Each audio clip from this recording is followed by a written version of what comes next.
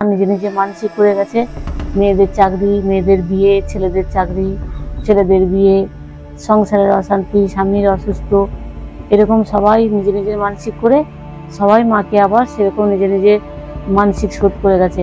এবং শোধ হয়ে যাওয়ার পর, মনোবাসনা পূর্ণ হয়ে যাওয়ার পর বলে, এই মা জিও, এই মায়ের সত্যি প্রাণ আছে, এই মাকে যে যেভাবে ডাকে সে মা সেইভাবে তাকে সাড়া দেয়।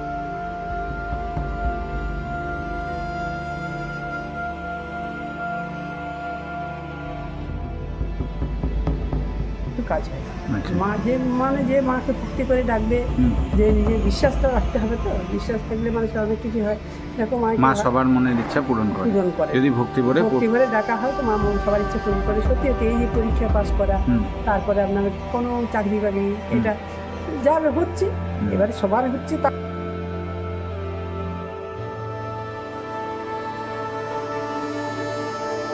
থেকে পড়াতে আসতো, তারপর মেয়েদেরকে নিয়ে তারপর বাড়ি যেত। যে তারা কোনো সময় মাকে বলেছে, মা আমার মেয়ে যেন জয়েন্ট পায় বা ইঞ্জিনিয়ারিং চান্স পায়। তারা এখনো পর্যন্ত সিটি সেন্টার থেকে এসে মেয়েরা ইঞ্জিনিয়ারিং কেউ পাস করে গেছে, কেউ চাকরি পেয়ে গেছে, তারা এখনো পর্যন্ত প্রতি বছর মায়ের কাছে একবার করে এসে মুখটা দেখে পুষ্প নিয়ে পুজো দিয়ে মন ভরে পুজো দিয়ে যায়।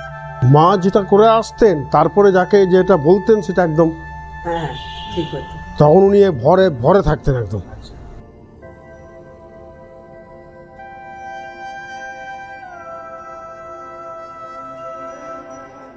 পশ্চিম বর্ধমানের দুর্গাপুর এজন টাউনশিপের মধ্যে লোকচক্ষুর অন্তরালে রয়েছে এমন এক সুপ্রাচীন জাগ্রত কালী মন্দির, যেখানে মা স্বয়ং জীবন্ত। তার প্রত্যক্ষ উপস্থিতি মন্দির চত্বরে লক্ষ্য করেছেন অনেকেই। সালটা 1952। সেই সময় এজন এবং তৎসংলগ্ন এলাকায় জনবসতি খুবই কম ছিল। আর সেই সময় অলৌকিকভাবে মন্দির প্রতিষ্ঠা করেন কালনার পাগলা বাবা ও তার একমাত্র নিষ্ঠা শিষ্যা কনকবালা দেবী। এই প্রতিষ্ঠার পিছনে জড়িয়ে রয়েছে বিভিন্ন অলৌকিক ঘটনা, যা অবিশ্বাসযোগ্য মনে হলেও এই স্থান তার প্রমাণ হিসাবে 80 বছর ধরে মা এখানে প্রতিষ্ঠিত। আর আজ এত বছর ধরে এখানে মায়ের বাস, অথচ আশ্চর্যের বিষয়, খুব কম মানুষ জানেন এই স্থানের ব্যাপারে।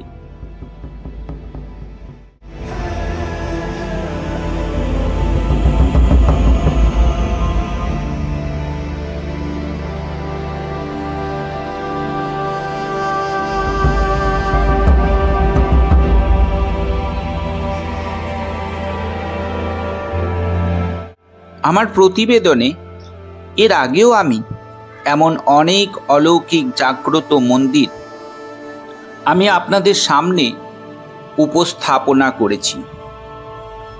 আজ গুগল ম্যাপ ঘাঁটতে ঘাঁটতে হঠাৎই সন্ধান পেলাম লোকচক্ষুর অন্তরালে হারিয়ে যাওয়া এই জাগ্রত শক্তির দেবী শ্যামা মায়ের এই মন্দির। কাল বিলম্ব না করে আসল সত্যের সন্ধানে বেরিয়ে গেলাম তৎক্ষণাৎ।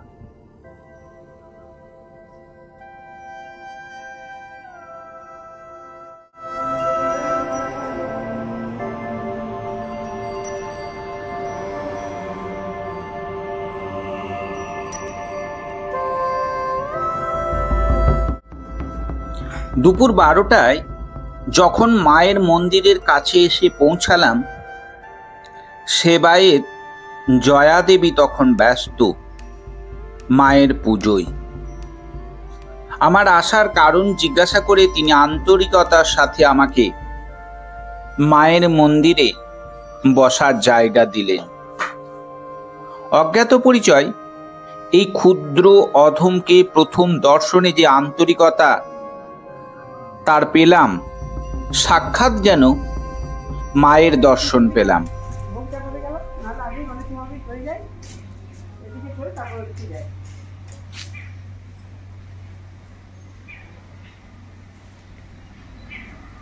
সন্ধ্যাবেলা ধূপ প্রদীপ দেবো, কেননা ওখানে একটা ছোট মানুষ আছে, পুজো করে দিয়েছি। আজকে দেখো না পায়ে ব্যথা কেন বাধ্য হয় বাবার কাছে বসে করতে হয়। আর এগুলো মা মনসা নাকি? হ্যাঁ হ্যাঁ, বসে করবো না আজকে আবার। আর ওটা মা মনসা? হ্যাঁ, আচ্ছা নাগা নাগিনী। আচ্ছা, নাগা।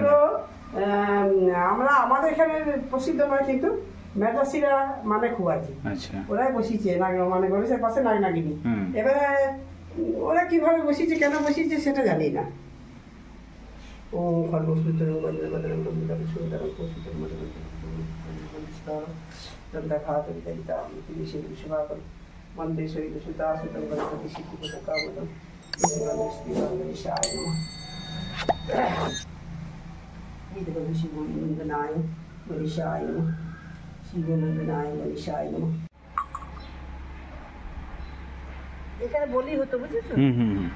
বলিটা বন্ধ হয়ে যাওয়ার জন্য এটা জায়গাটাকে এই করে রেখেছি, নাহলে তো বলির তো কাঁচা জায়গা লাগে। ওর বাবা মেয়েটা মারা যেতে বলিটা রাগ করে বন্ধ করে দিল, বললো তুই তো আমার জানতে বলি নিয়ে নিয়েছিস, আর আমি বন্ধ করবো। আমার সৌভাগ্য বল বলুন কিংবা মায়ের টান, আমি জানি না, সরাসরি দর্শন পেলাম মায়ের, সাথে সেবায়ত সাধ্বী জয়া দেবীর সাক্ষাৎকারও পেলাম। জানলাম তিনি রোজ নিষ্ঠা ভরে আজ 10 বছর হয়ে গেল মায়ের নিত্য সেবা দিয়ে যাচ্ছেন।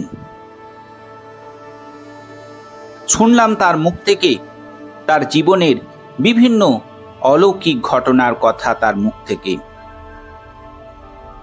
অবশ্যই সেসব কথা আপনাদের শোনাবো। তার আগে চলুন মন্দির চত্বরটা একবার ঘুরে দেখি।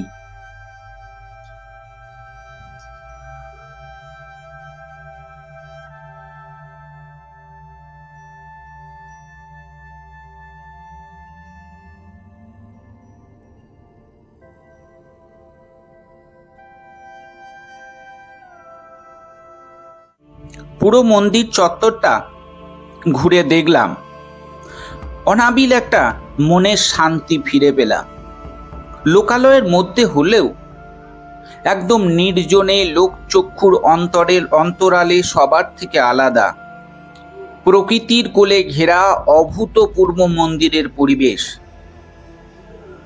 আর তার মধ্যেই বিরাজ করছে শ্যামা মায়ের অপরূপ মনোমুগ্ধকর একটা মুখমণ্ডল, যা সমস্ত গ্লানিকে মাটির সাথে মিশিয়ে দিচ্ছে।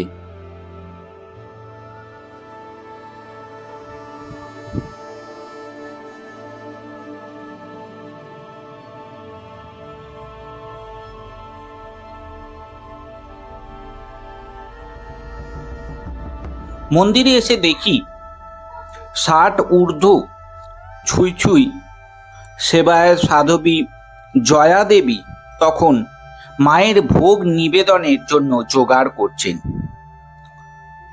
কর্মব্যস্ততার মধ্যেও সময় বের করে ওনার মুখ থেকেই শুনে নিলাম মায়ের নানান অলৌকিক কথা।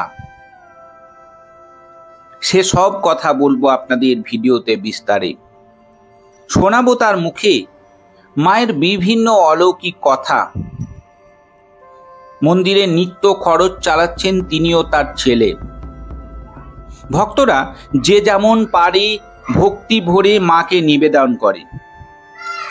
বেশিরভাগ সময় চলে নানা প্রতিকূলতার মধ্য দিয়ে। সেই মায়ের কাছে উনি এসেছিলেন, লোকের মুখে শুনে যে মা এরকম অনেক কিছু জানে। তখন মা কেটে কেটে মায়ের কাছে বললো, মা যে তুমি একটু ইয়ে করে দাও, আমি এরকম অপমানিত হলাম। তো মা যাই হোক বললো, মা তখন এই যে মা ওষুধপালা যে মানুষকে দিতেন না, মায়ের কাছে আদেশ বলতো, বললো তুমি আদেশ আমি নেবো মায়ের কাছে, তবে তোমাকে আমি জানাতে পারবো তুমি ভালো হবে কি না, এটা পারবো কি না। তো মা ওই যে জানান দিয়ে রেখে দিত 16 আনা দিয়ে মায়ের পায়ে। কিন্তু সকালে যখন ঘুম থেকে উঠে আসতো, রাত্রে স্বপ্ন পেত যে ওষুধ দেয়, তো মায়ের পায়ে ওষুধ পড়ে থাকতো। শিকড় বাকড়, হ্যাঁ শিকড় বাকড় পড়ে থাকতো। আর আদেশ যা দিত যে ভালো হবে কি হবে না, তুমি এই কাজ করো কি করবে না, কিন্তু সেই বলা এরকম কিছু না কিছু একটা মানে না স্বপ্নে বলতো, স্বপ্নে হ্যাঁ বলতো। আচ্ছা, ওনার একটা চুল ছিল, জটা ছিল পুরো, আচ্ছা, জটা ছিল, আর আপনার কালো চেহারা ছিল, কিন্তু এতটা চুল জটা ছিল তো, কপালে একটা বড় টিপ করতো, মুখের দিকে কেউ তাকাতে পারতো না, কেউ মুখের দিকে তাকিয়ে কথা বলতে পারতো না, মানে এত তেজস্বী ছিল আর কি, খুব রাগী ছিল, মুখের দিকে তাকিয়ে কেউ কথা বলতে পারতো না।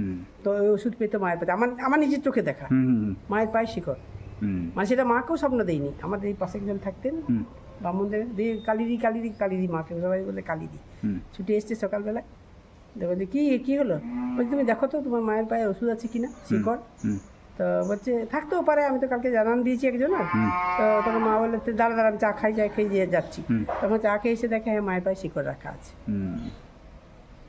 হ্যাঁ, অনেক ভালো ভালো রুগী ভালো করতেন, কিন্তু আচ্ছা, পাগল পর্যন্ত। আরেকজন ছিলেন, আপনারা চিনবেন না, অন্য পুরনো লোকরা চিনবে, ডাক্তার আড্ডু বলে একজন ছিলেন আর কি।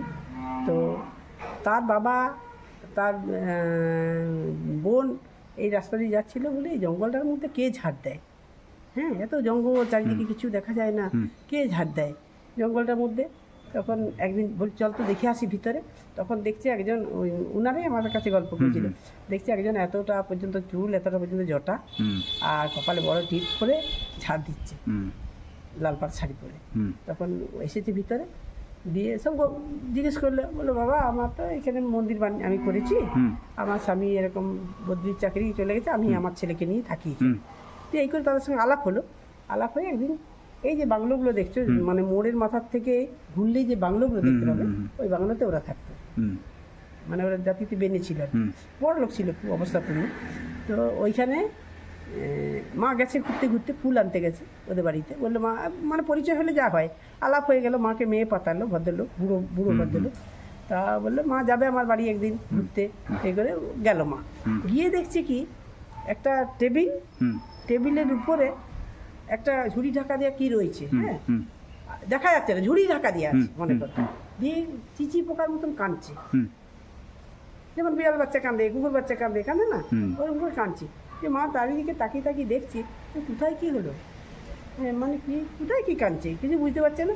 তখন বলছে মা একটা কথা বলবো, মানে যে ভদ্রমহিলা, যে বয়স্ক যে ভদ্রমহিলা বলছি, তাকে তো মা পাতালো, যেহেতু মেয়ে পাঠিয়েছে, বললো মা তোমার ঘরে কি বিড়ালের বাচ্চা দিয়েছে না কুকুরের বাচ্চা দিয়েছে, মেয়ে করে কাঁদছে কে? তখন বলছে মা কি বলবো আর তোমাকে, আমার বড় নাতনিটা কি হয়েছে জানি না মা, ওই দেখো ঝুড়ি ঢাকা দিয়ে রেখে দিচ্ছি, ওরকম করে চিচি করে কাঁদে, আর কিছু খায় না, কিছু না, আর এমনি কাঠির মতন হাড় মাংস বেরিয়ে গেছে। তো বলছে তুলো তো দেখি, তখন তুলে দেখছে যে বাচ্চা ওই রকম শুয়ে আছে, সে হাড় কঙ্কাল মতো চেহারা, আর সেই মানে সেই ভূত পেতনিতে পাড়ার মতো চি করে কাঁদছে সবসময়, বুঝলি তো।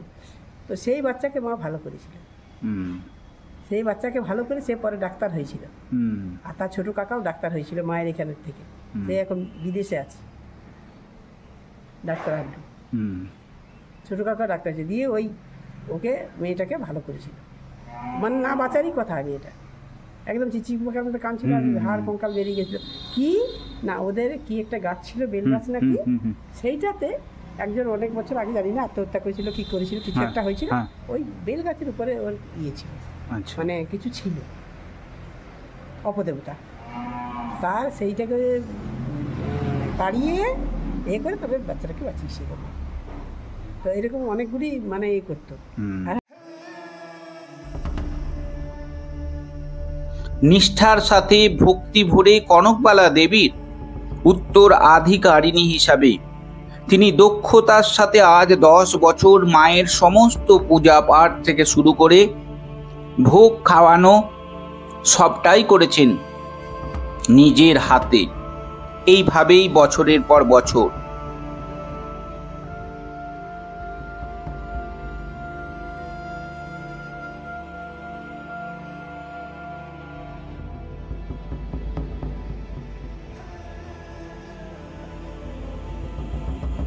অনেক ভক্তই আসেন মায়ের কাছে তাদের মনের ইচ্ছা নিয়ে, আর সেই ইচ্ছা মা পূরণ করেন। আর সেই ভক্তরাই মন্দির চত্বরে বিভিন্ন ছোট ছোট মন্দির নির্মাণ করে গিয়েছেন। স্থানীয় বেশ কয়েকজনের সাথে কথা বলে জানলাম তারা বহু বছর ধরে এই মায়ের মন্দিরে আসছেন। তাদের অনেকের পূরণ হয়েছে মনস্কামনা।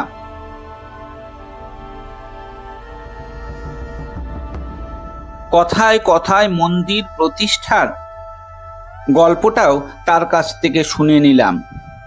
তখন সবে ডিএসপি কারখানা স্থাপনা হয়েছে।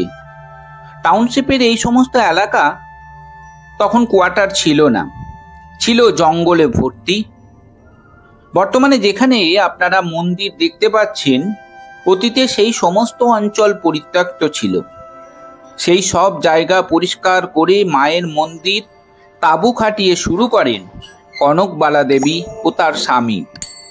কর্মসূত্রে দুর্গাপুর শহরে আসা হলেও মায়ের টানে সেই সময় থেকেই রয়ে যান মায়ের সেবায় এখানেই।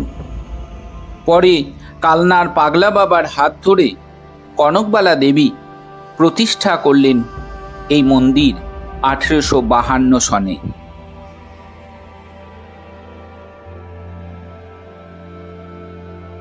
মায়ের কাছে আমন্ত্রণ পেলাম অমাবস্যার সময় আসার।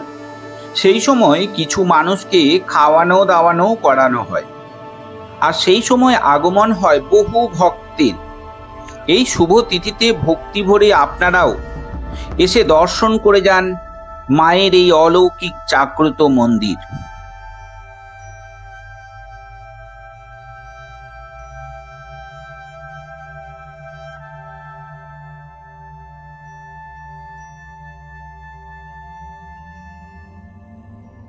এখানে পায়ে দিয়ে হাত দিলে সব একদম শান্ত, সঙ্গে সঙ্গে।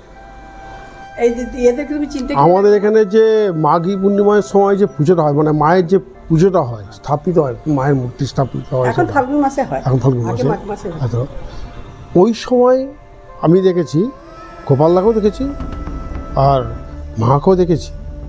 মা যেটা করে আসতেন, তারপরে যাকে যেটা বলতেন সেটা একদম, হ্যাঁ ঠিক আছে। তখন উনি ভরে ভরে থাকতেন একদম। মা অন্তর্যামী, মাকে মন প্রাণ দিয়ে ডাকুন, অবশ্যই পূরণ হবে সকল ভক্তের মনস্কামনা। মাতৃমন্দিরের এই মা যার উপরে কৃপা করেন, দর্শন দেয় তাকেই। তাই এখানে সকল ভক্তের মনস্কামনা পূরণ হয়ে থাকে।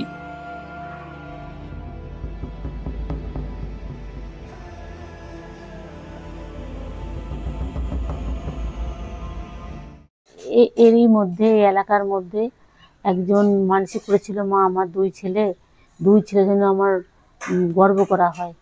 তো তার এখন বর্তমানে দুই ছেলে বিশাল জায়গায় আছে। একজন ইঞ্জিনিয়ারিং কলেজের প্রফেসর আর একজন বৈজ্ঞানিক। সে যখন ছেলে যেই পাস করে চাকরি পেয়েছে, তখন মাকে মন ভরে পুজো দিয়ে ভোগ দিয়ে গেছেন, এবং অমাবস্যায় সবাইকে ভোগ খাইয়েও গেছেন তিনি। আর খুব মাকে ভক্তি করেন, যাই হয় তাই হয়, এইখানে যারা পুজো উনি দেন না, ওনারা এরকম কয়েকজনই আছে, খুব মাকে ভক্তি করে, শ্রদ্ধা করে। এখানে পঞ্চমন্ডির আসন ওই কনকবালা দেবী বসিয়েছিলেন। পঞ্চমন্ডির আসনে, ওই জন্যে মায়ের ঘরের মধ্যে সব যাওয়া নিষেধ, কেননা পঞ্চমন্ডির মাথায় পা পড়ে যায়। সেই জন্যে ওখানে সচরাচর কাউকে যেতে দেওয়া হয় না, বাইরে থেকে প্রণাম করে। মাকে আপনারা এখানে ভয়ঙ্করী রূপে দেখতে পাবেন না। মা এখানে ছোট্ট বাচ্চা রূপে, ঘরের মেয়ে রূপে পূজিত হন। জয়া দেবী দীর্ঘ 10 বছর ধরে মাকে এইভাবেই পুজো করে আসছেন। যখন তার কাছে গল্প শুনলাম, তার মুখেই গল্প শুনলাম, যখন তিনি সদ্য বিবাহিত এখানে আসেন, তখন নাকি মন্দির চত্বরে তিনি প্রতিদিন নিয়মিত মায়ের নূপুরের আওয়াজ শুনতে পেতেন। ভয়ে তিনি ঘর থেকে বেরোতেন না। তবে কনকবালা দেবী তাকে আশ্বস্ত করে যে মায়ের কোনো ভয়ঙ্কর রূপ নেই। মা এখানে একদম ছোট্ট একটা মেয়ের মতো। তারপর থেকে তিনি আর এই নূপুরের আওয়াজ শুনতে পাননি। মাকেও ভয় যে করতেন সেই ভয়টাও কিন্তু তার অনেকটাই কমে যায়। তা মায়ের এমনি আমার কাছে এই অমাবস্যাতে অনেকের অনেক কিছু কাজ হয়। আচ্ছা। মা যে মাকে ভক্তি করে ডাকবে, যে নিজের বিশ্বাসটা রাখতে হবে, তো বিশ্বাস থাকলে মানুষের অনেক কিছু হয়। দেখো মা সবার মনের ইচ্ছা পূরণ করে যদি ভক্তি করে ডাকা হয়, তো মা সবার ইচ্ছা পূরণ করে। সত্যি সত্যি এই যে পরীক্ষায় পাস করা, তারপরে আপনার কোনো চাকরি বাকরি, এটা যা হচ্ছে, এবারে সবার হচ্ছে তাই নয়, কিন্তু যে যেভাবে ডাকতে পারে মাকে, এই আর কি দিয়ে হয়। তার জন্য দেখো মায়ের সবাই শাড়ি, তারপর মায়ের এই অমাবস্যার পুজোর খরচ অনেক সময় সবাই দেয়, পুরো খরচাটা কেউ দিল, কেউ পায়েসটা দিল মানসিক করে, যে আমার মেয়ে যদি পাস করে। অমাবস্যার সময়ে মায়ের পুজো বেশ ধুমধামের সাথে হয়। অমাবস্যা তো প্রত্যেক অমাবস্যা হচ্ছে ধুমধাম, মোটামুটি আমি একা মানুষ যেটুকুন পারি করি আর কি। তাহলে বাৎসরিকটা আমার ফাল্গুন মাসের শেষ শনিবার। ফাল্গুন মাসের শেষ শনিবার, সেই দিন অনেক ভক্তের সমাগম হয়। হ্যাঁ, ভক্তের সমাগম হয়। আর যাই হোক, প্রসাদ বিতরণ যেটুকু সাধ্যের মধ্যে হয় দেওয়া হয়। ওই দিনকে ঘট ভরা হয়, নতুন করে সব কিছু হয়। মঙ্গলবারে পুজো দিতে এসেছিলেন, তো খালি পায়ে অশোক এভিনিউ রানা প্রতাপ ওখান থেকে। তারপরে একজন অসুস্থ অবস্থায় এসেছিলেন, কিন্তু মাও জানতেন না আর কেউই জানতেন না। মা পুজো করতে করতে হঠাৎ করে মায়ের ভর এসে যায়। ভর আসার পর বলে, কে রে, পুজো এনেছিস আমার কাছে? দিয়ে তার চুল দিয়ে তার থালাটা, পুজোর থালাটা তার কাছে ছুঁড়ে দিয়েছিল। সে পা ঝুলিয়ে বসেছিল। তখন সে অন্যায় স্বীকার করেছে, বলেছে, মা আমি বুঝিনি, জানি না, সেই জন্য এসেছি। তারপরে মুখে চোখে জল দিয়ে তারপরে মায়ের ভর শান্ত হয়। মা খুব জোর, মায়ের কাছে যে যা মনস্কামনা পূর্ণ করে, চাকরির জন্য, এর জন্য অনেকেই বলে গেছে, মা আমার এই পুণ্য করে গেছে, সেই জন্য আমি এটা দেবো, ওটা দেবো, এরকম বলে। সেরকম তারা নিজে নিজে মানসিক করে গেছে। মেয়েদের চাকরি, মেয়েদের বিয়ে, ছেলেদের চাকরি, ছেলেদের বিয়ে, সংসারের অশান্তি, স্বামীর অসুস্থ, এরকম সবাই নিজে নিজের মানসিক করে সবাই মাকে আবার সেরকম নিজে নিজে মানসিক শোধ করে গেছে। এবং শোধ হয়ে যাওয়ার পর, মনের বাসনা পূর্ণ হয়ে যাওয়ার পর বলে, এই মা জিওর, এই মায়ের সত্যিই প্রাণ আছে। তা এই মাকে যে যেভাবে ডাকে, সে মা সেইভাবে তাকে সাড়া দেয়।